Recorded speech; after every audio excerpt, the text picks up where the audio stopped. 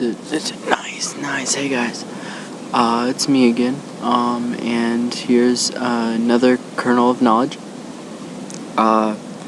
You might be wondering about the title, and it's because I've let my beard grow out some. If you couldn't tell, which you can't on the screen, as well as my hair is getting super floppy.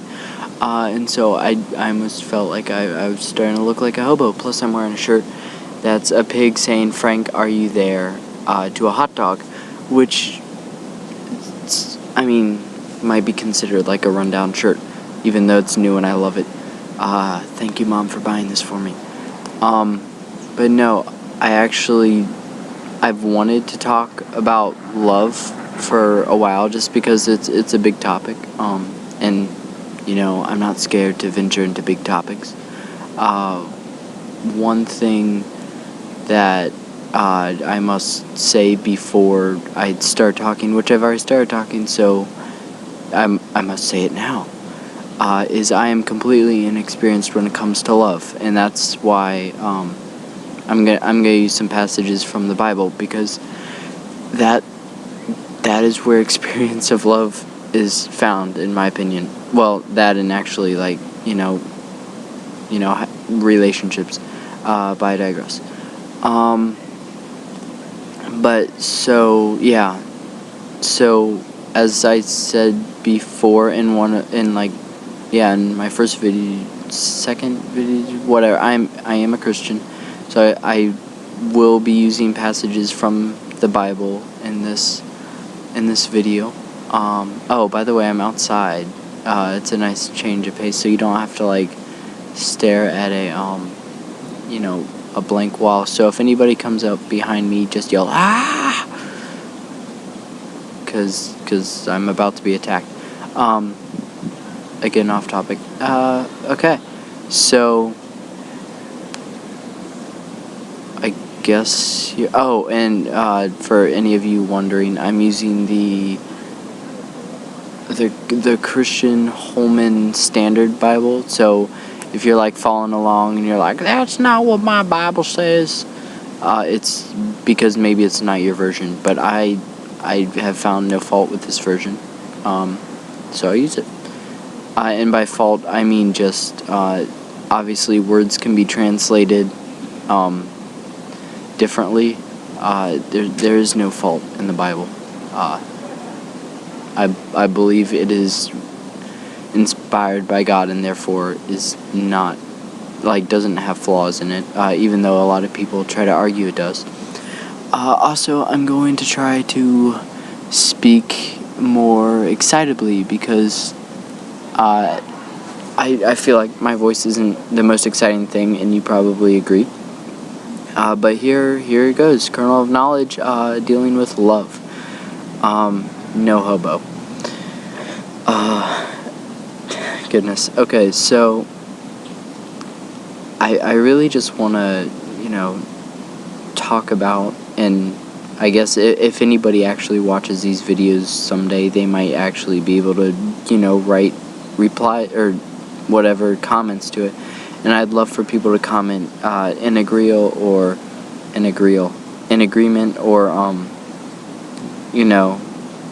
disagreement about what I say, because nobody's the same. I feel like you should have known that from my first video. You are special.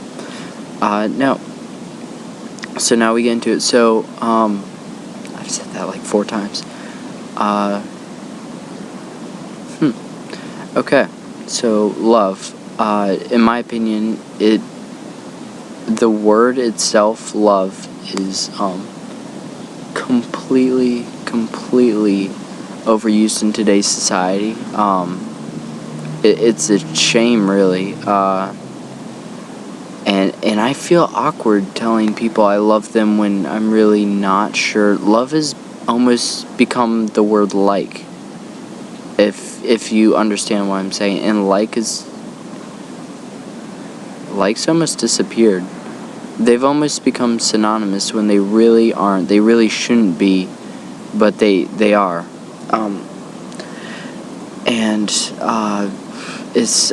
You see couples all the time. Sorry, my page turned and scared me. You see couples all the time like, I love you. I love you so much. Like, do you love me? I love you. I really just truly love you. That's their second date. And like, you understand. I'm assuming you understand. I've only been in one relationship so far, and even I understand. And it's become a problem because love doesn't mean like. And so doing it outside apparently means lots of bugs. Okay, but love doesn't mean like, and people treat it like it is so. I wanted to do another verse, but I can't remember right now. It's what love is, and I'll do it in another one, another like quick video maybe. It's like the love is patient, love is kind, love is gentle, love is like keeps no record of wrongs. That is what love is. But today I wanted to give an example of love, since there's so many bad examples of love out there right now. So here, well, I'll just flip to it. And so if any of you knows the story of Ruth and Boaz, I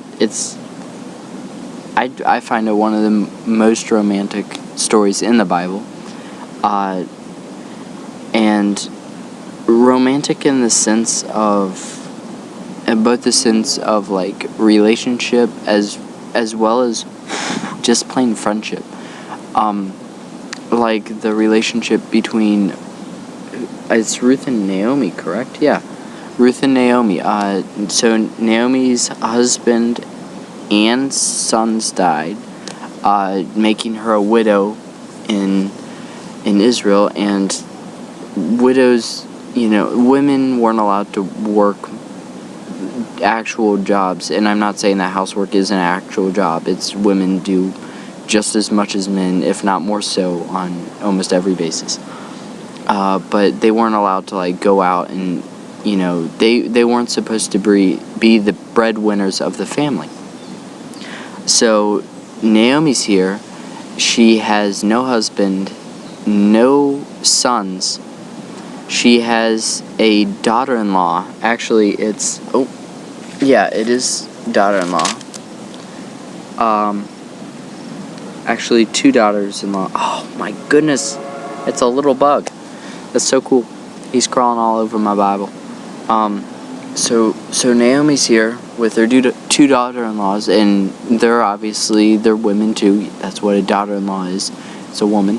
And they don't know what to do. So Naomi here, they're going to leave the land because they couldn't find any living they couldn't survive pretty much.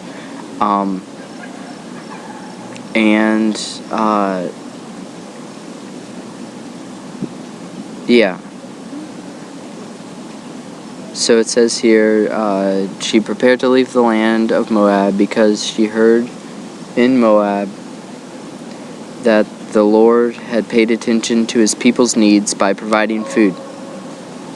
So she was going to survive, obviously. Hey, my friends are passing. Guys, I have friends, and they're right there. I don't know if they'll notice me, and I'm sort of gonna. Okay, they didn't notice me. Okay, it's not that I don't want them to notice me, but if they come over, they might, say something weird, and I'll be like, oh, now I gotta redo my home. No, they're good. I love them. I love friends. Friends are good. So as the story goes, Naomi's traveling with Ruth, and I think it's just Ruth. Hold on, I gotta see this. Does she travel with her other daughter-in-law?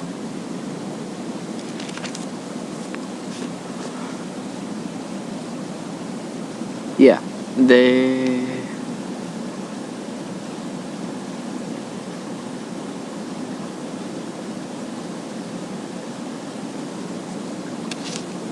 Yeah, so the 2 daughter-in-laws are Ruth and Oprah. Orpah, like an orca. like Shamu. So it's Orpah and Ruth are the two daughter-in-laws of Naomi.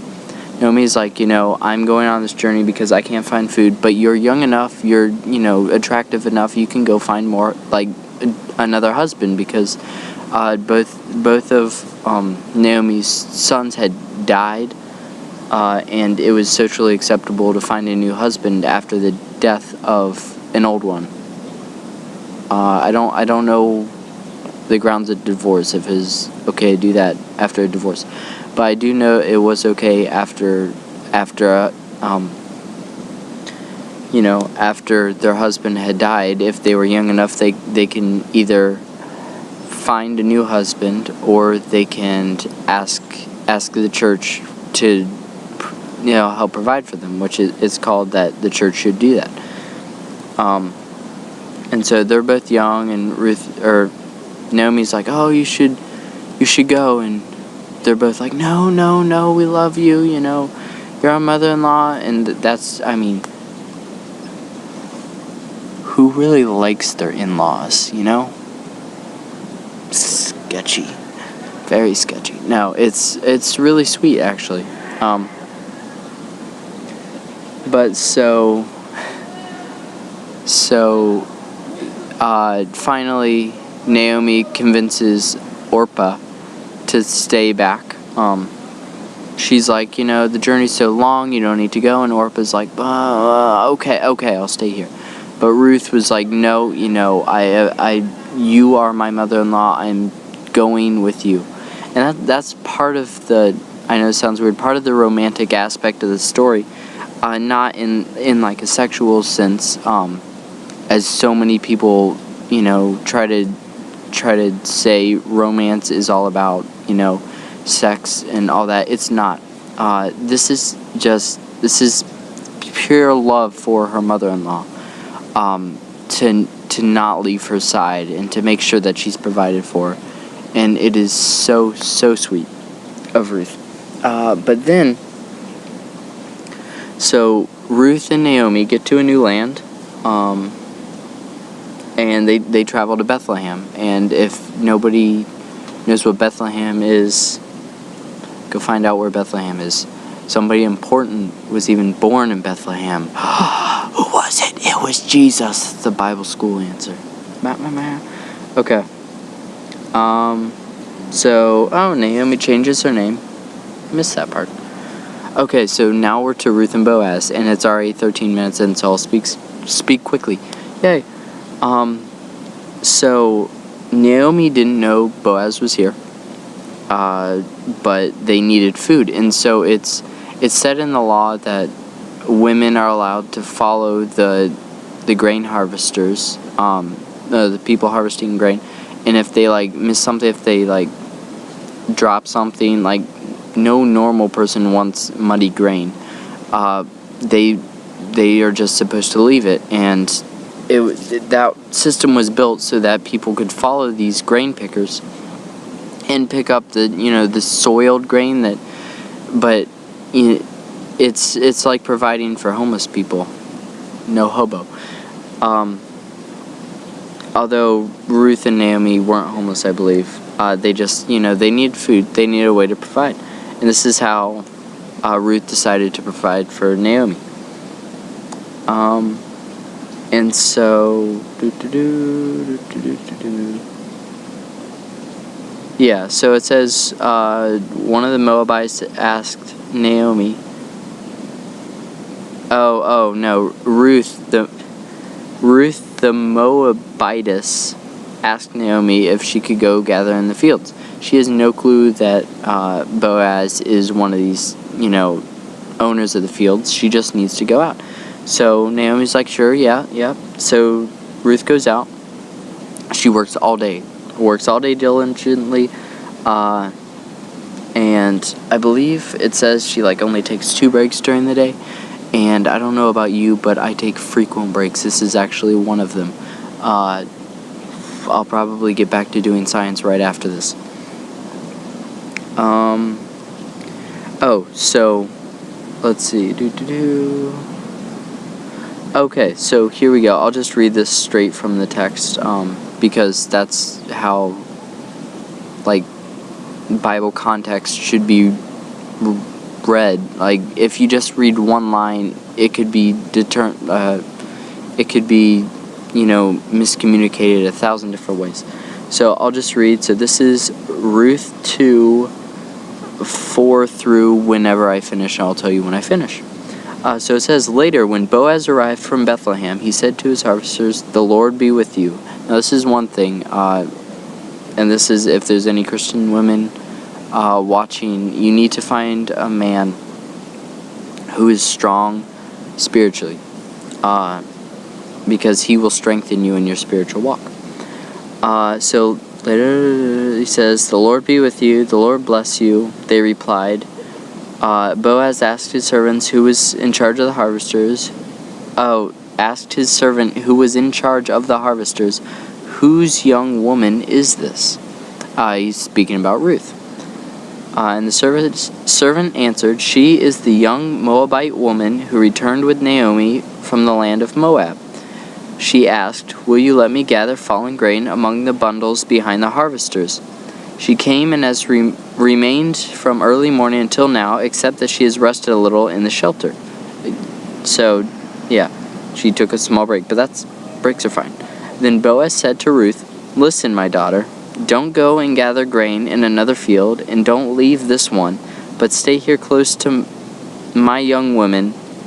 See which field they are harvesting and follow them. Haven't I ordered the young men not to touch you?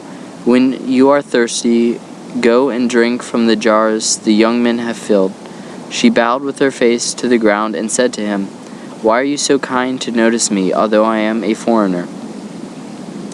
Boaz answered her, "Everything you have done for your mother-in-law since your husband's death has been fully reported to me, how you left your father and mother and in the land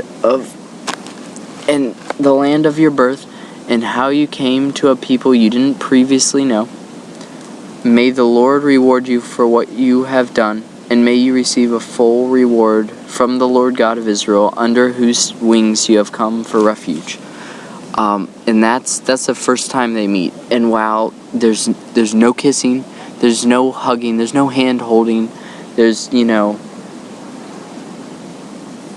it's romantic.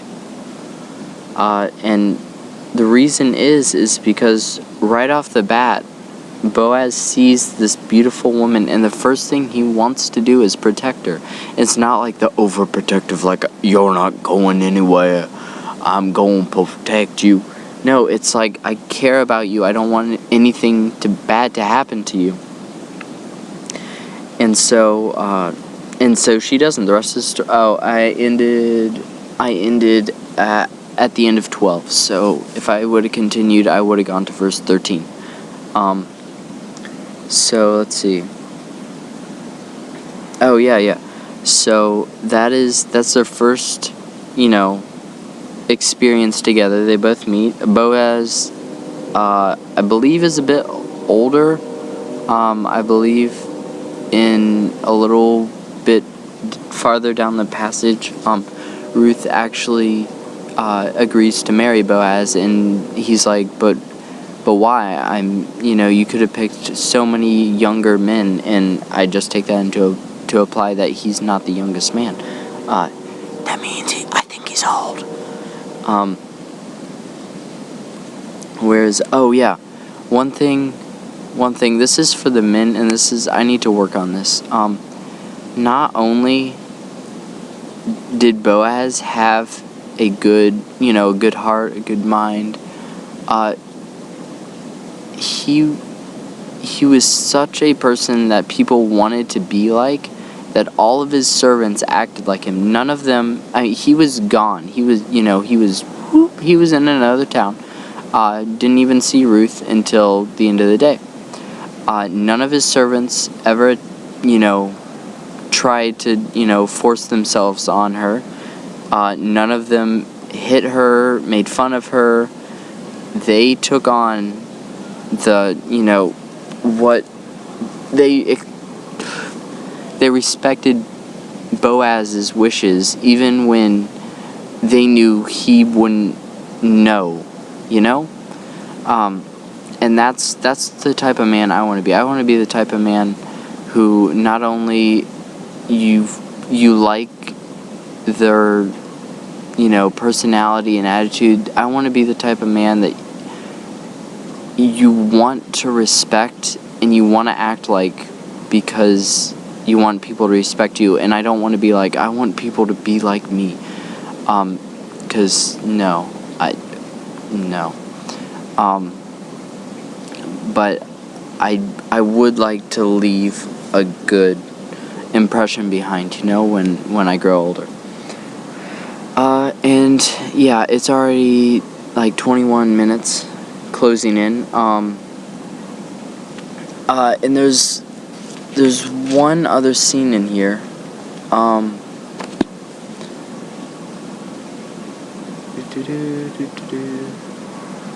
There's one other scene in here, and for time's sake, I'm going to paraphrase, even though I would rather, you know, actually say the full passage. So to paraphrase, Ruth goes back to Naomi, and she's got all this grain. And Naomi's like, whoa, you have a lot of grain. And Ruth was like, yeah, I was just, you know, I was gathering in the field, and this really nice man, his name was Boaz. And Naomi's like, whoa. Boaz, yeah, I know that guy. He's my, what is it, brother-in-law? Something like that. No, I feel like, no, a relative on her husband's side. So technically, her husband had died. So, like, now he's sort of just out there. And he's like, but I know this guy. He's good. You know, I knew him when, well, I still know him, but I met him when I married your father. I'm assuming. I married, it would be your father-in-law, I guess. I just made that family tree way too complicated. So she's like, whoa, you should really go back there. He's a great guy. And he'll take care of you. And so she's like, okay. And then there's one point where, let's see. Yeah, oh yeah. So Naomi's like, hey, so you met this great guy, you know, his name is Boaz, hey, so you guys should get married. And Ruth is like, well, you know, you're very wise, okay. But let's see, so yeah, it says, my daughter, shouldn't I find security for you so that you will be taken care of? Now, isn't Boaz our relative? And this is like before God determined that incest was bad. Just saying. Haven't you been working with his young women? This evening he will be winnowing barley on the threshing floor. Wash, put on your perfume oil, and wear your best clothes. So go down to the threshing floor, and don't let the man know you are there until he has finished eating and drinking. When he lies down, notice the place where he's lying down. Go and uncover his feet and lie down. Then he will explain to you what you should do. And this is, if you don't get the what it's saying there, laying at someone's feet, and this is just a guess from me. If I'm wrong, please tell me. It's a sign of humility. She was giving herself to him because he's given so much to her.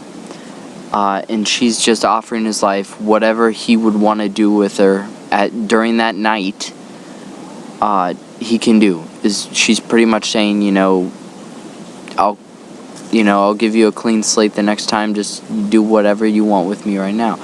Now, if you might be a guy out there watching this video and be like, I know what he's gonna do. Yes, and I don't know why I just did a redneck voice there, a poor one at that. So, but he doesn't do that. He says, whoa, you know, what are you doing? And she's like, you know, I'm your servant now. You've given me so much, and I owe my life to you. And he says, oh, and he's like, well, you can't stay here. I don't want people to think that we... Oh, hold on. So he says, may the Lord bless you, my daughter. You have shown more kindness now than ever before, because you have not pursued younger men, whether rich or poor. That's where I think he's old. Now don't be afraid, my daughter. I will do for you whatever you say, since all the people in the town know that you are a woman of noble character. That's something for women to strive to. Be noble. You know, there's so much good advice for men and women in this passage. To be better, to better themselves. So it says, yes, it is true that, so he's saying, you know, I really like you. Thank you for not, you know, going after younger men. Thank you for, you know, staying around with me. But I can't redeem you right now. And that's basically saying, you know, her husband died. If she wants to stay in the family but have somebody provide for her, she picks a next of kin. He was not the next of kin. There was somebody closer. And so he's like, you know, I would love to marry you. I would love to provide for you, and I'll take on your not stepmother, mother-in-law, Naomi. That's how much I love you. I want to provide for you and everybody you love. But he can't. He's like, but I can't, not yet. There's a family redeemer, closer. He's closer in the lineage than I am, and so he gets first dibs on if he wants to be the one to redeem you, and wants to provide for you. As the story goes, the redeemer, the next of line, would have liked to take Ruth, but because Naomi was part of the package, there was something weird with like his land would be like his inheritance. He really apparently liked money or something and wanted to keep his inheritance, and so he's like, you know, she's beautiful, but I can't have her because she comes with Naomi. And Boaz is like, boom, I got them, they're mine. I love Ruth, I care for Naomi, and I will provide for them. And again, I just think that's romantic. He's not, you know, they're not making out in the back of a car. They're not, I don't know, they're not grinding on a dance floor. Yeah, you know, I made that reference. You know, he wants to provide for her. That's love. That is love. You know, protection and providing for them. And so they marry, you know, and it's happily ever after, right? Yeah. And I think it is. Yep. Boaz took Ruth, and she became his wife. And she gave birth to a son. It's great. And this means that Naomi, because she had no sons left, her line was actually, her lineage was going to be extinguished when she was gone. Because technically, Ruth wouldn't have carried on her lineage. Well, Ruth's husband was dead. And if she had married someone outside the family line of Naomi, then Naomi's lineage would have been extinguished. So many big words.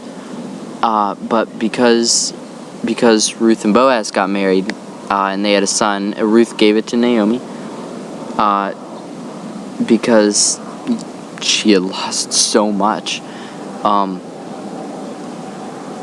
And her lineage was allowed to live on. And that's even more love, although it's not like the sexual type of love. And it's sort of upsetting. I've gone 30 minutes. I really didn't want to. And a lot of it's probably like uhs and ahs and oohs and yes. But yeah, so that's just a little story I wanted to share about true love. And I don't know. I hope you enjoyed it. I need to start incorporating Bible stories more into my videos. So I will. Bye.